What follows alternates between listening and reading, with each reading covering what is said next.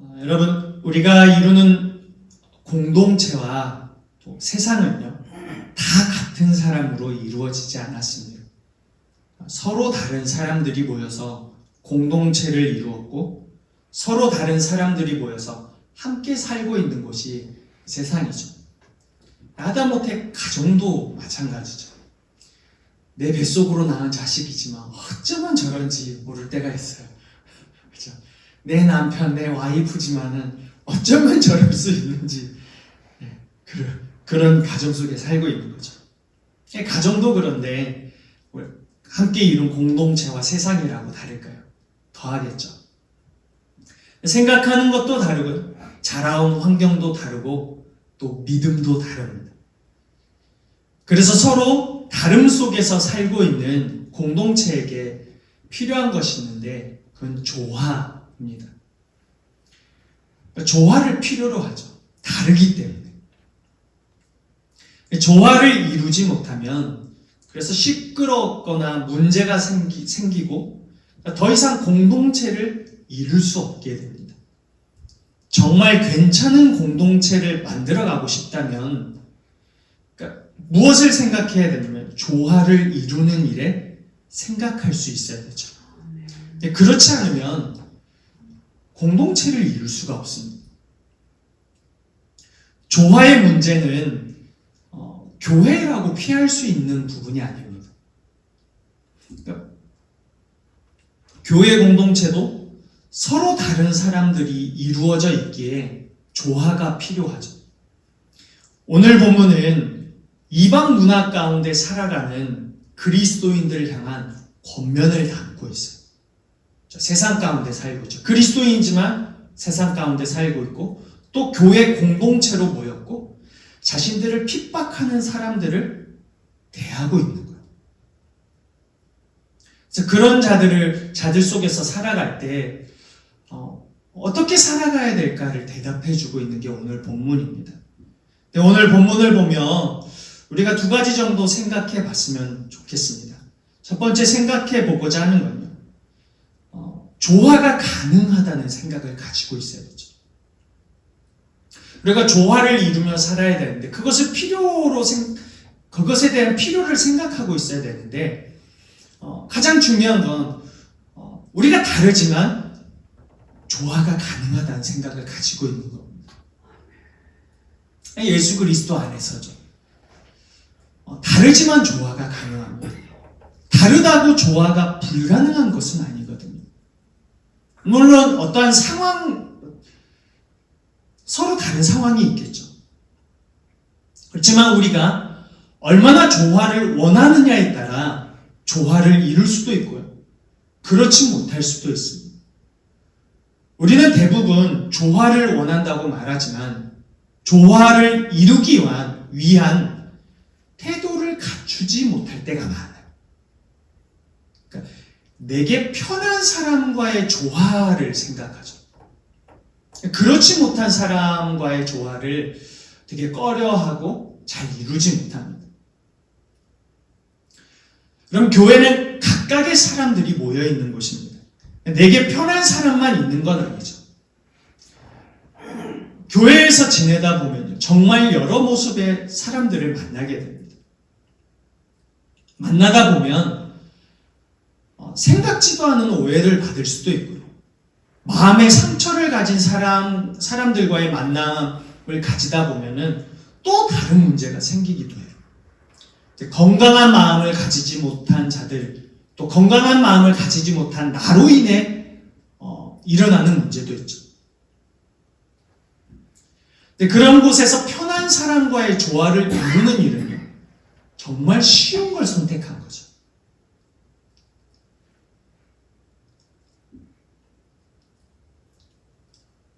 물론 각 사람의 인격적인 차이가 있습니다.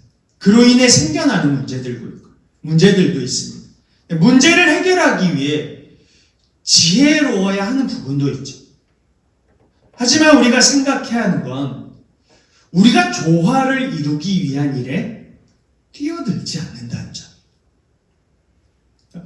조화가 가능함에도 불구하고 뛰어들지 않는다는 점이죠.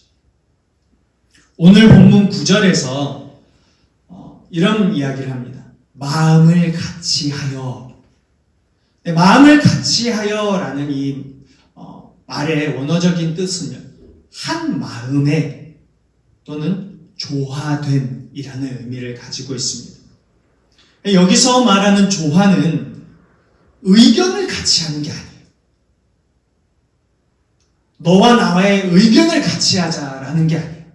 그러니까 서로 다른 사람이 모였는데 의견이 같을 수는 없죠.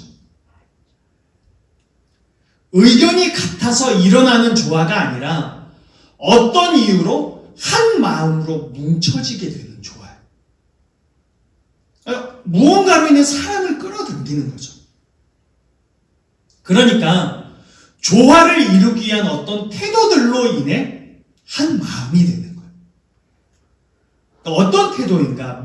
무엇으로 인해 한 마음이 될 수 있는가? 조화를 이룰 수 있는가? 본문에서 몇 가지를 이야기하고 있습니다. 동정, 형제 사랑, 불쌍히 여김, 겸손입니다.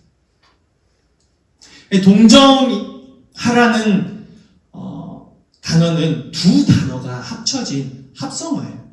그러니까 함께를 뜻하는 쉼과 고통을 받다는 파스코가 합쳐졌어요. 그래서 동정은요, 함께 고통을 받는 거예요. 그러니까 고통에 동참한다는 의미를 가지고 있습니다. 그러니까 다른 사람이 겪는 고통에 공감하고 고통받고 있는 사람과 나를 일치시키는 게 동정하는 거예요. 그냥 어쩌면 좋아 이게 아니에요. 그 사람의 아픔을 나의 아픔으로 일치시키는 그게 동정하는 거예요. 불쌍히 여기라는 단어는 조은과 마음이라는 단어가 합쳐진 합성어예요. 동정심이 있는 자비로운, 인정 많은이라는 뜻을 가지고 있습니다. 다른 사람의 필요에 관심을 갖고 그 필요를 채워주고자 하는 행동이 불쌍히 여김. 이 두 가지가 우리에게 의미하는 것은요, 함께하는 자들의 상처와 고통, 그리고 필요와 기쁨에 공감하는 마음이 필요하다고 우리에게 말해주고 있습니다. 그러니까 조화, 하나됨을 말로 하는 게 아니라, 그러니까 의견이 같아서 되는 게 아니라 동정하고 불쌍히 여기는 것, 이것으로 인해서요, 조화를 이룬다는 거죠. 다른 사람의 고통에 동참하고 그 고통이 나의 고통이라고 생각하는 것, 얼마나 아플까, 너무 아프다라고 생각되는 것, 다른 사람의 필요에 관심을 갖고 그 필요를 채워주고자 하는 행동이요, 우리에게 필요하다는 거예요. 근데 그럴 때 조화가 이루어지고 하나 될 수 있다는 거죠. 로마서 12장 15절을 보면요, 우리가 잘 알고 있는 말씀이 있습니다. 즐거워하는 자들과 함께 즐거워하고 우는 자들과 함께 울라. 사실 우리들의 문제가 무엇일까요? 함께 울지 못하고 함께 웃어주지 못하는 정말 가난한 마음을 가졌다는 것. 사실 그게 우리들의 문제죠. 뒤에 이어서 형제 사랑도 그렇습니다. 형제 사랑은 예수 그리스도의 사랑을 받은 자로 모인 공동체에서 이루어져야 할 사랑입니다. 왜 형제를 사랑하는 말이 필요할까요? 그거는 우리가 그렇게 하지 못하고 있었어요.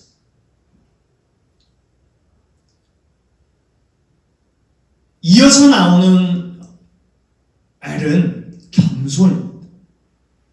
겸손은 그냥 겸손해 보이기 위해 하는 말이나 행동이 아니에요. 뭘요? 별거 아닙니다. 우리 그냥 이렇게 쉽게 얘기하잖아요. 근데 이건 겸손해 보이기 위해 하는 말이나 행동이 아니에요. 하나님 앞에서 자신을 정직하게 보는 마음이 겸손이에요. 본문에서 요구하는 겸손은 예수 그리스도께서 보여주신 겸손의 기준을 두고 우리에게 겸손을 요구하는데요. 그래서 겸손은 그저 자신을 낮추어 말하는 게 아닙니다. 하나님 앞에서 자신을 정직하게 보는 마음인 거예요. 우리에게 보여주신 겸손 앞에서 나 자신을 정직하게 바라보면요, 우리 모습이 보이는 거죠. 색안경을 끼고 주변 사람들을 바라보는 시선을 가진 우리가 보이는 거예요. 내게 보여주신 그 겸손 앞에서 겸손하지 못한 내 모습이 보이는 거죠. 하나님 앞에서 자신을 정직하게 보면 다른 사람을 그렇게 보는 부족한 나의 모습이 보이는 거죠. 이것이 오늘 본문에서 말하고 있는 하나님 앞에서 겸손입니다. 그래서 겸손은요, 나를 부풀리거나 다른 사람을 낮추지 않는 특징을 가지고 있는 거예요. 이러한 것들로 인해서 우리가 하나 될 수 있고, 또한 우리가 함께 할 수 있다는 말씀을 하고 있는 거죠. 한 주석에서 참 눈길을 끄는 글을 보았습니다.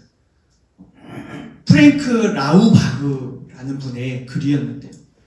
이런 글이 실려져 있었습니다. 강철을 자석에 대고 문지르면 강철은 자석이 된다. 이와 같은 이치로 사랑은 체득되는 것이지 배워지는 것이 아니다. 사랑으로 불타는 한 마음이 또 다른 마음에 불을 지핀다. 교회는 사랑이 위해 세워진다. 교회는 사랑이 할 수 있는 바를 증명해 보인다. 하는 글이었습니다. 근데 이 글을 읽는데 참 공감이 되는 거예요.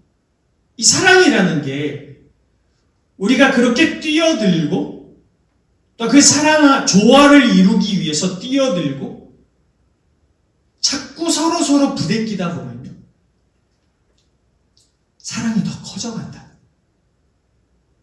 이건 체득되는 것이지 배워지는 게 아니라는 거예요. 근데 사랑으로 불타는 한 마음이요, 또 다른 마음에 불을 지핀다고 합니다. 이 글을 보면서 우리가 말로 사랑하고 말로 조화를 이루는 것이 아니구나라는 사실을 생각하게 되었습니다. 공동체 안에서 그리스도의 사랑을 기초로 사랑하기로 결정하고 그 일에 뛰어들지 않으면 그 누구도 사랑을 몸에 익히지 못합니다. 그리고 그 사랑이 몸에 익히지 못한 사람들이 모인 그 공동체는 불타오르는 사랑으로 자라지 못하는 거죠. 사실은 뛰어들고 그렇게 그런 마음을 가진 그 주변에서 또 사랑이 번지고 그 사랑이 온 교회에 머물게 되는 거죠. 각기 다른 사람들이 모였지만 조화가 가능하다는 사실을 인정하고요, 사랑하는 일에 뛰어들면 사랑이 더 커져가는 것이죠. 두 번째 나누고자 하는 건요, 갈등을 해결할 수 있어야 돼요. 갈등을 해결할 수 있어요. 어떤 마음으로 갈등을 해결할 수 있어야 할까? 우리가 본문 속에서 찾아보고자 하는데, 가장 중요한 마음은요, 나를 힘들게 하는 저 사람에게 예수 그리스도가 함께하는 삶이 이어지길 원한다는 것. 그런 마음입니다. 그러니까 나를 힘들게 하는 저 사람에게 예수 그리스도가 전해지기를 원하는 마음입니다. 근데 그 마음으로 갈등을 해결할 수 있어야 돼요. 신학교 다닐 때 영혼을 구원하겠다는 구령의 열정에 대한 이야기를요, 참 많이 들었습니다. 항상 중요하게 얘기하는 게 구령의 열정, 구령의 열정. 구령의 열정이 없으면 아무것도 안 된다 라는 이야기를 들었습니다. 내 목회자이기에 구령의 열정이 있어야 한다는 것에 동의했죠. 때로는 그 구령의 열정이 왜 이렇게 없을까라는 생각도 들고, 때로는 그 구령의 열정이 불타오르기도 하죠. 그런 삶이 반복되면서 이것이 정말 필요하구나라는 것에 더 절실히 느끼기도 합니다. 그런데 시간이 지나면서요, 그 구령의 열정이 믿지 않는 자들 사이에서 일어나는 그 갈등을 해결하는 중요한 열쇠가 된다는 걸 시간이 지나면서 알게 됩니다. 그것이 얼마나 중요한 것인지 시간이 지나면 지날수록 알게 됩니다. 그 마음을 품는 게 그냥 가난하고 나에게 좋게 여기는 사람에게만 해당되는 게 아니기 때문입니다. 그 마음을 품지 못할 때가 얼마나 많은지 모릅니다. 특히 나에게 좋지 않은 인상을 주는 사람에게 더 복을 빌지 못하는 일이 많습니다. 그런 모습을 보면 우리가 저 사람도 예수 그리스도를 알게 되기를 원하는 그 마음이 얼마나 부족한 자들인지 알게 되는 거죠. 사실 저 사람도, 나를 힘들게 하는 저 사람도, 그 사람에게도 예수 그리스도가 전해진다면 이 마음이 사실 우리에게 불타올라야 되거든. 내 사람들이 선교지 나가고 나에게 좋은 인상을 주는 사람에게 그런 마음이 쉽게 불타올라요. 왜냐하면 더 쉽거든요. 쉬워요. 선교지에 나간다는 건 뭔가 뜻깊은 일이라고 생각하거든요. 오늘 본문 9절을 보면요, 악을 악으로 욕을 욕으로 갚지 말고 도리어 복을 빌라고 말씀하고 있습니다. 복은 단순히 뭔가 세상적인 복을 말하거나 친절을 베푸는 게 아니에요. 복을 빈다는 건 예수 그리스도가 그에게 전달되기를 바라는 마음, 그렇게 기도하는 거죠.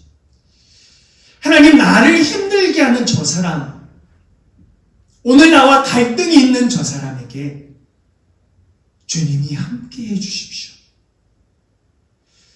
저 사람도 주님을 알 수만 있다면, 저 사람이 예수 그리스도 안에서 더 주님 앞에 가까이 나갈 수 있다면 그걸 바라는 마음이죠. 우리는 나와 갈등이 있는 자들, 힘들게 하는 자들이요, 예수 그리스도를 아는 일에 대해 잘 생각하지 않아요. 그와 반대로 나의 이 상한 감정에 통쾌함을 주는 일이 일어나길 원하죠. 우리 잘 하잖아요. 속 시원하다. 속 시원하다. 그죠? 뉴스에서 통쾌한 일이 벌어지면요, 속이 다 후련하다고 얘기를 합니다. 지금 솔직히 속이 시원합니다. 내 간혹 기독교 안에 큰 교회 목회자들이 정치에 들어가서 정치권에서 예배드리고 예배드리지 않는 정치권에서 예수님을 말하고 그런 경우들을 봐요. 그것을 나쁘게 보기도 하고, 그게 도대체 뭘까? 정치적인 걸까? 여러 가지 이야기들이 있지만, 한편으로는요, 많은 사람들은 그렇게 그곳에 가서 그럴 용기도 없는 거예요. 그럴 마음이 없는 거죠. 예전에 한 목사님께서 김장한 목사님에 대한 이야기를 했어요. 그 교회는 부자들도 많이 오고 또 부자들을 위한 자리도 따로 마련하고 그렇습니다. 근데 한 목사님께서 그 모습을 보고 교회가 왜 그러냐라는 이야기를 할 때 이런 이야기를 했다고. 야, 저 사람들은 이렇게 하면 예수님 안 믿어. 한편으로 보면 부정적이기도 하지만 또 한편으로 보면 우리는 정말 그렇게 우리를 힘들게 하는 우리 시선에 좋지 않게 보이는 사람들에게 저 사람이 예수님을 믿었으면 하는 마음을 가질 수 있을까? 또 가졌을까라는 생각을 하게 됩니다. 내가 직접 하지는 못하지만 나를 힘들게 한 그 사람에게 나쁜 일이 일어나 내 가슴을 뻥 뚫어지게 하는 일이 일어나길 바라죠. 전부 내게 관심이 있는 것, 내 감정에 관심이 있고 나를 사랑하죠. 내 감정이 시원해지길 원하지 나를 힘들게 하는 저 사람에게 또는 우리의 관계가 흐트러진 그 사람에게 예수 그리스도가 함께하는 걸 원하지 않습니다. 여러분, 우리는 복을 빌어줄 수 있는지 생각해 봐야 돼요. 그러니까 저 사람이 예수 그리스도를 믿기 원한다는 그 마음을 가짐으로요, 갈등을 해결하는 자들인지 생각해 봐야 되는 거죠.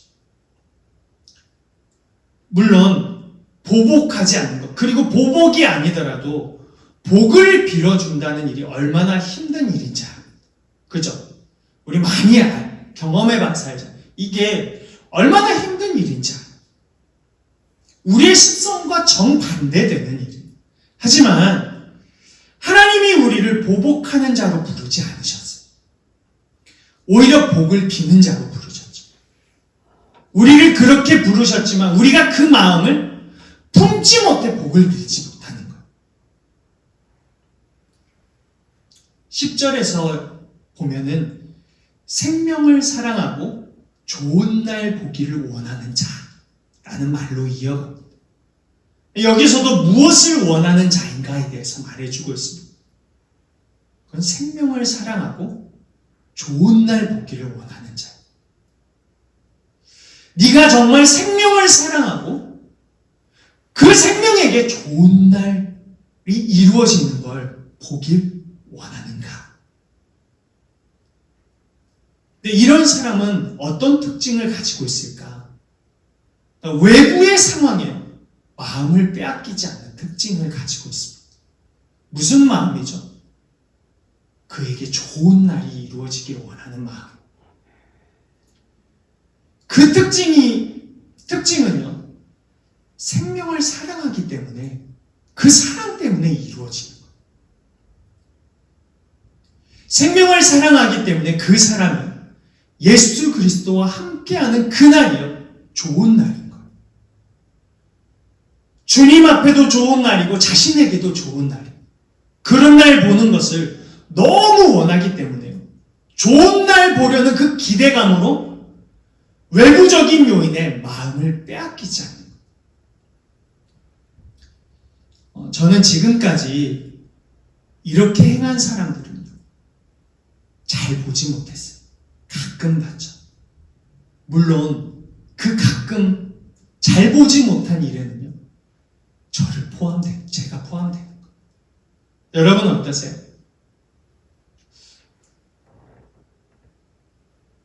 여러분도 포함되기도 하고 포함되지 않는 분도 있을 거라고 생각됩니다. 근데 간혹 이렇게 행하는 사람을 보곤 하거든요. 근데 그런 사람을 보면요, 어떻게 저렇게까지 할 수 있을까라는 생각이 듭니다. 한 번은 그 기대감으로 마음을 빼앗기지 않는 그런 분에게 질문한 적이 있습니다. 어떻게 그렇게 할 수 있습니까? 정말 대단하세요. 근데 대답은 유창하지 않았어요. 참 간단하고 명료했습니다. 저 사람이 예수님을 믿었으면 좋겠어요. 였습니다.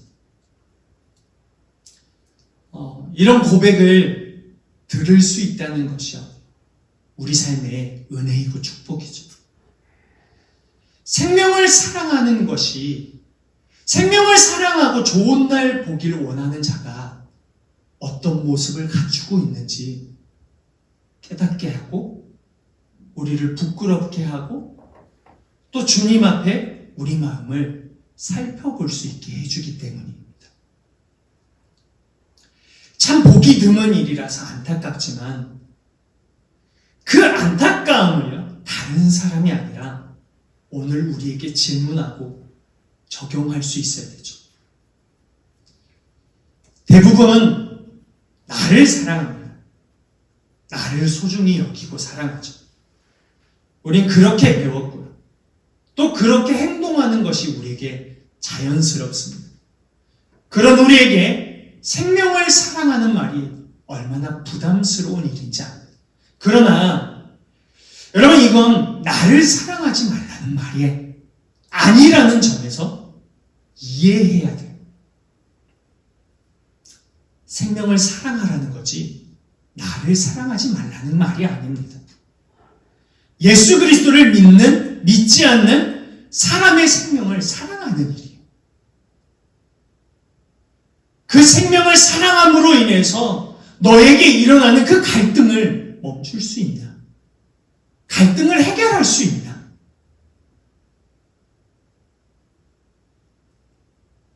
뭐든지 다 참아야 한다면 정말 힘든 일이에요. 그렇지만 생명을 사랑하기 때문에요, 하는 행동은 좀 다른 느낌입니다. 나를 아끼지 않아서가 아니라 생명을 향한 사랑으로 움직이는 것이기 때문입니다.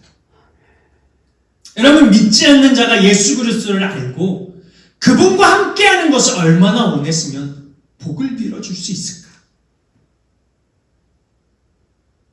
오늘 교회 안에서 나를 힘들게 하고 나와 의견이 맞지 않고 나와 다른 문제로 인해서 잠깐 마음이 상한 사람이 있는데, 그런 사람에게 어떻게 복을 빌어줄 수 있을까?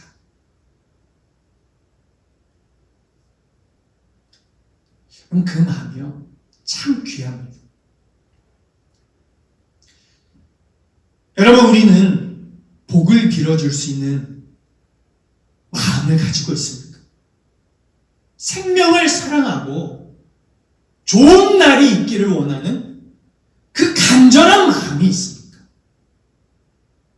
그 마음 때문에 갈등을 해결하고자 적극적으로 뛰어드는 그런 모습이 우리에게 있는지 생각해 봐야 되죠. 사실 우리 모두는 그 마음이 필요합니다. 단 한 사람도 예외 없이 그 마음이 필요하죠. 지극히 개인적이고 자기 감정적인 우리들에게 필요한 건 다른 게 아니에요. 우리 솔직해져야 돼요.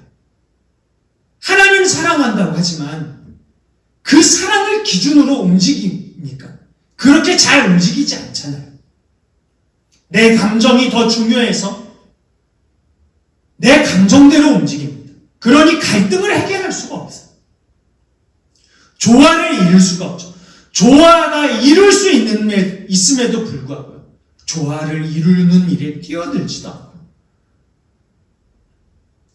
조화를 해결하기 위해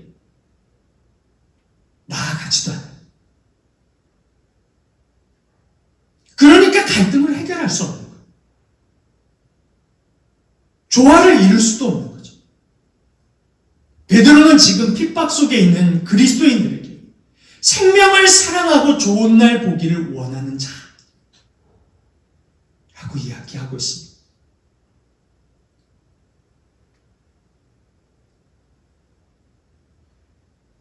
다음 주에 계속해서 이어서 말씀을 나누겠지만, 여러분, 우리는 갈등을 해결할 수 있습니다. 조화를 이룰 수 있어요.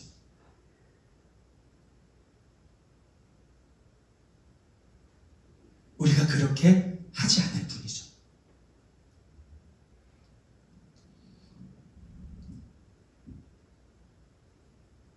오늘 우리에게 정말 귀한 말씀을 이야기하고 있다고 생각합니다.